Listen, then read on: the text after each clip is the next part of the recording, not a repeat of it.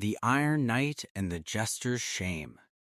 The year was 1601, and London was a city where the fog clung to the Thames like a damp woolen cloak.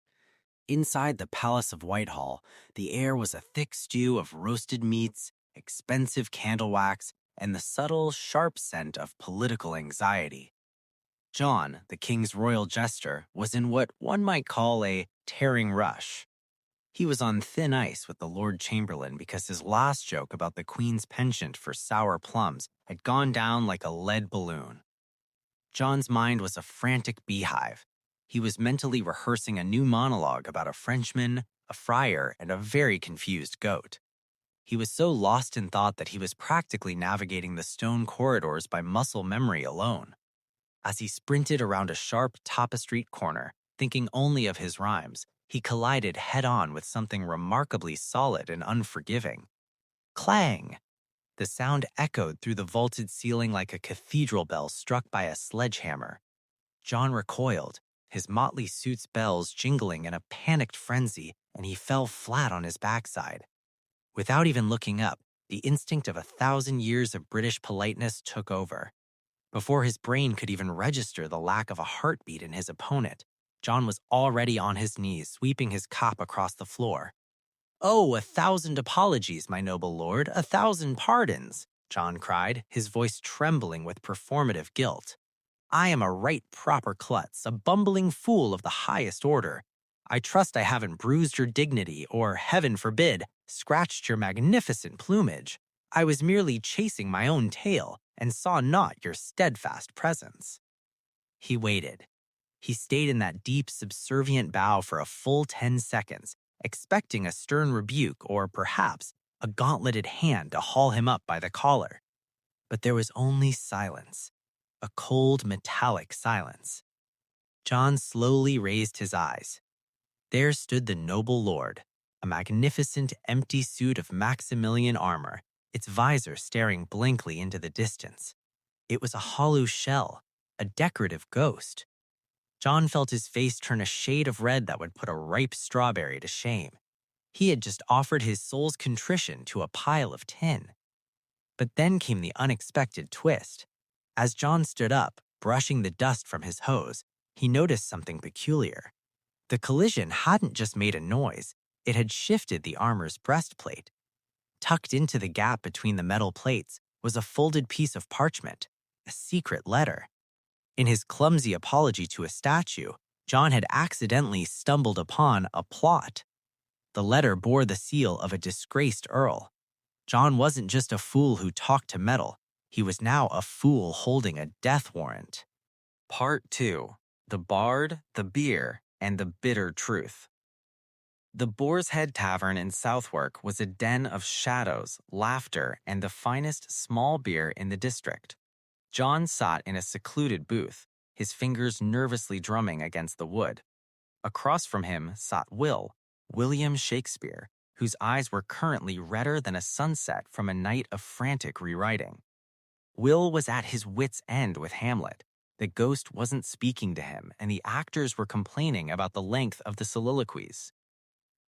"Will, you won't believe the dog's dinner I've made of my reputation today," John whispered, leaning in so close he could smell the ink on Will's breath. John recounted the story of the armor. He played it up for laughs, mocking his own reflex to apologize to inanimate objects. "I treated that tin can like the Archbishop of Canterbury, Will. I was barking up the wrong tree for a good 2 minutes." John chuckled, a dry, rasping sound. "It is the English way, John. We'd apologize to the rain for getting wet if we thought it would keep the peace. We are a nation of sorry-mongers.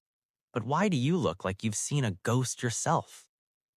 John's humor vanished. He pulled the parchment from his sleeve. "Because when I hit that noble lord, he gave me this. It's a map of the palace backstairs, Will, and a list of names. It seems someone is planning to upset the apple cart during the midsummer masque." The unexpected twist arrived as Will took the letter. His eyes widened, but not with shock, with recognition. "John," Will whispered, "this isn't a plot against the king. This is a script." He pointed to a small mark at the bottom. "This is the layout for my new play's special effects. I lost this weeks ago. I thought the cat had got it. But wait, if this was in the armor, how did it get there?" Suddenly, the tavern door creaked open. Two men in dark cloaks entered, their eyes scanning the room. They weren't actors, and they certainly weren't looking for a script. One of them rested a hand on the hilt of his sword.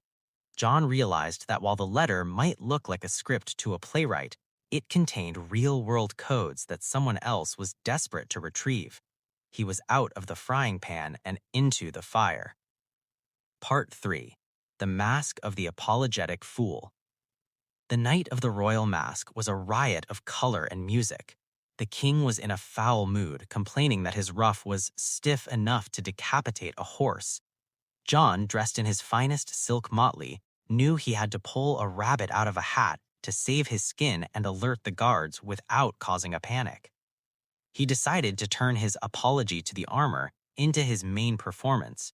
If he could recreate the scene, he could point out the conspirators who were hiding behind similar suits of armor in the Great Hall.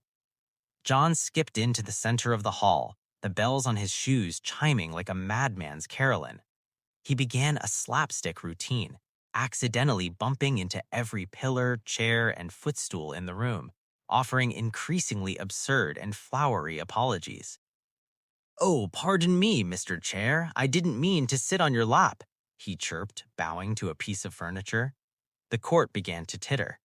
"And you, Sir Pillar, you have the most unbending personality I've ever encountered." The king laughed, his bad mood evaporating like mist. Then John moved toward the line of decorative armor along the wall. He bumped into the third one, the one where he knew a real assassin was hiding, replaced for the night. "Oh, forgive me, great knight of iron. I see you've grown a bit fleshy since we last met. Do you still carry secret letters, or have you moved on to bigger fish?" The final unexpected twist occurred at that very moment. The armor didn't just stand there, it sneezed.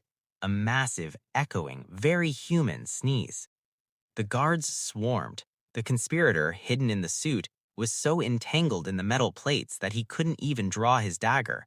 He fell over with a crash that made John's previous collision sound like a whisper. It turned out the man was allergic to the incense being burned in the hall. John stood over the fallen knight, swept off his cap, and said, with a wink to the king, "I told you, your majesty, I am sorry to a fault, but it seems my apologies are the only thing keeping this kingdom from going to the dogs." The king, delighted by the jest that had accidentally saved his life, granted John a pension of gold and a lifetime supply of the finest sack. John, however, simply went back to the Boar's Head to tell Will that sometimes being a clumsy fool is the most professional thing a man can be.